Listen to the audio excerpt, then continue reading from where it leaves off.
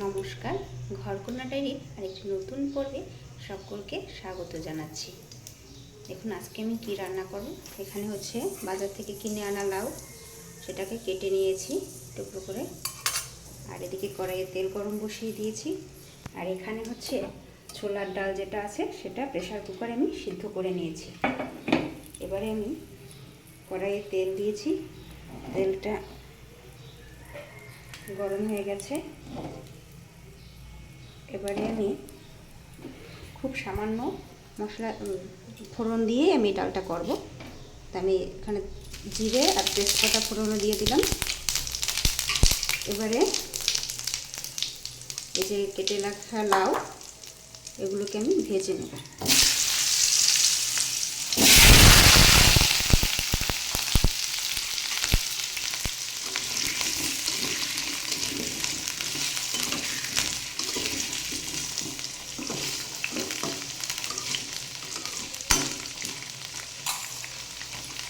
আর এখানে দিয়ে দেব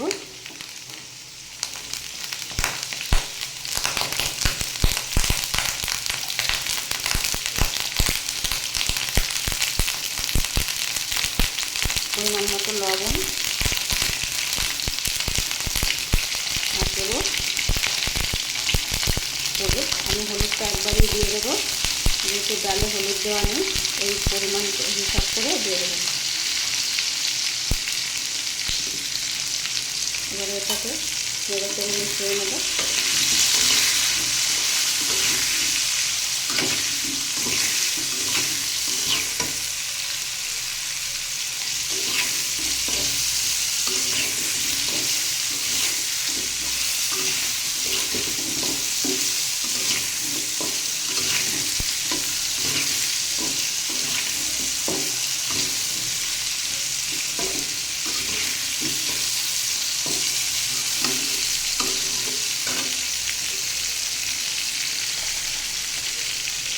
আর এদিকে নিয়ে নেব জল ডালে দেওয়ার জন্য।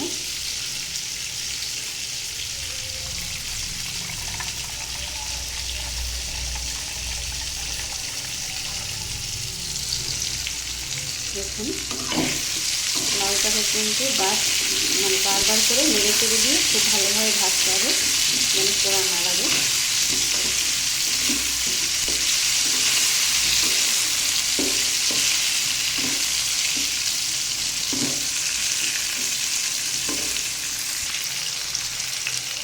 দেখুন লাউটা কিন্তু ভালোভাবে ভাজা ভাজা হয়ে গেছে।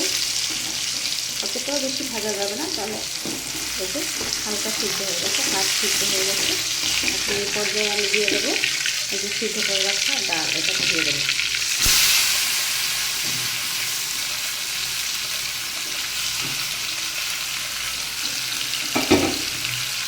এবার এটাকে ভালোভাবে নেড়ে চেড়ে মিশিয়ে দেবো।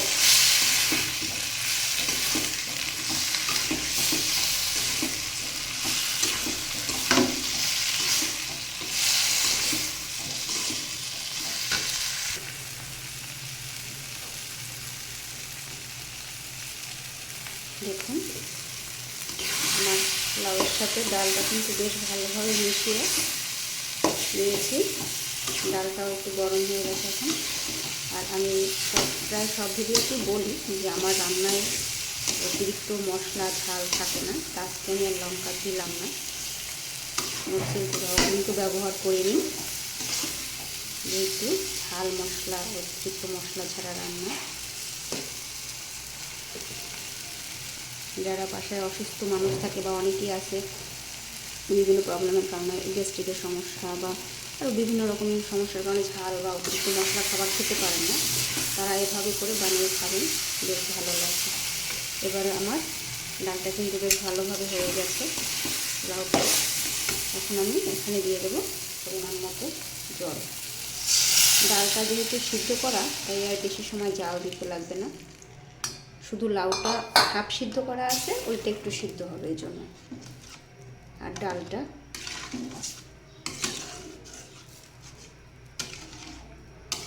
আর এইভাবে রান্না কিন্তু স্বাস্থ্যকর রান্না, আর বাচ্চারাও কিন্তু এটা বেশ ভালোই খাবে। ঝাল হলে কিন্তু অনেক বাচ্চারা আছে ঝাল হলে খেতে পারে না, ওদেরকে এরকম ঝাল ছাড়া করে দিলে ওরা বেশ খেয়ে নেয়। এখানে শুধু একটু জিরে ফোড়ন দিয়েছি আর একটু তেজপাতা, আর কিচ্ছু ব্যবহার করিনি, আর হলুদ লবণ এই।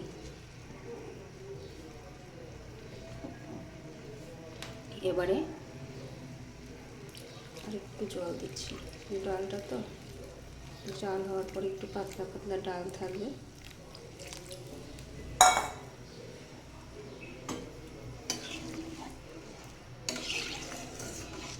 লবণ আমার ডাল সিদ্ধর সময় দেওয়া ছিল, তারপরে লাউটাতেও দিয়েছি, এখন আর লাগবে না, আশা করি এতেই হয়ে যাবে।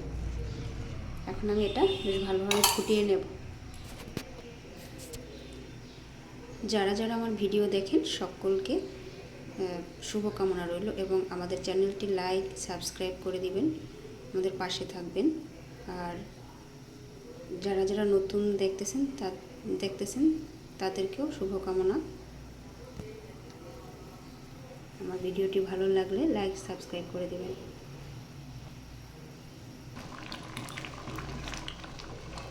দেখুন আমার ডালটা কত সুন্দর ফুটতেছে।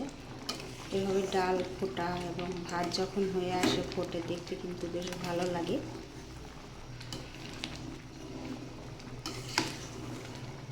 আর ডাল যত নাড়া হয় ডালের স্বাদ তত বেশি।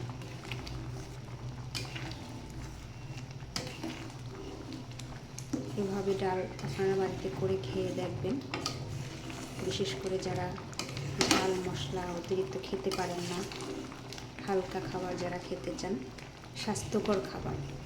ঝাল মশলাযুক্ত খাবার তো হচ্ছে আপনার আনহেলদি খাবার, আর এটা হচ্ছে স্বাস্থ্যকর খাবার।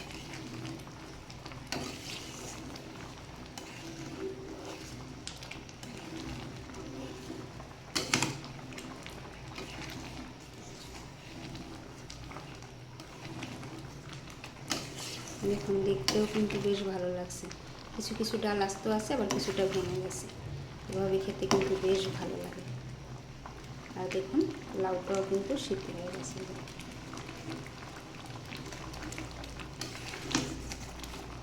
আর লাউটা যেহেতু ঠান্ডা, সাথে একটু এটা আবার এই ডালটা আবার একটু গরম খাবার, যেহেতু ডালটা ভালো, তার জন্য এটার সাথে মিশিয়ে রান্না করলে লাউয়ের ঠান্ডাটা অত লাগবে না শরীরে।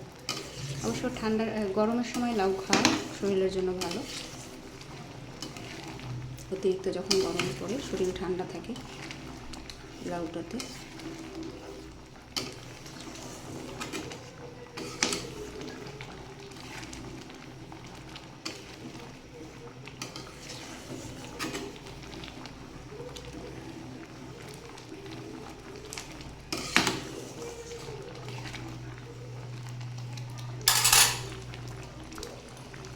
দেখুন আমার ডাল রান্নাটা কেমন লাগলো কমেন্ট করে জানাবেন।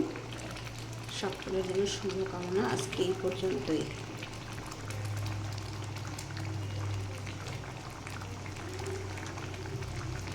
এতে দুটো ধনেপাতা দেওয়া যেতে পারে, বাসায় থাকলে অবশ্যই দিয়ে দেবেন।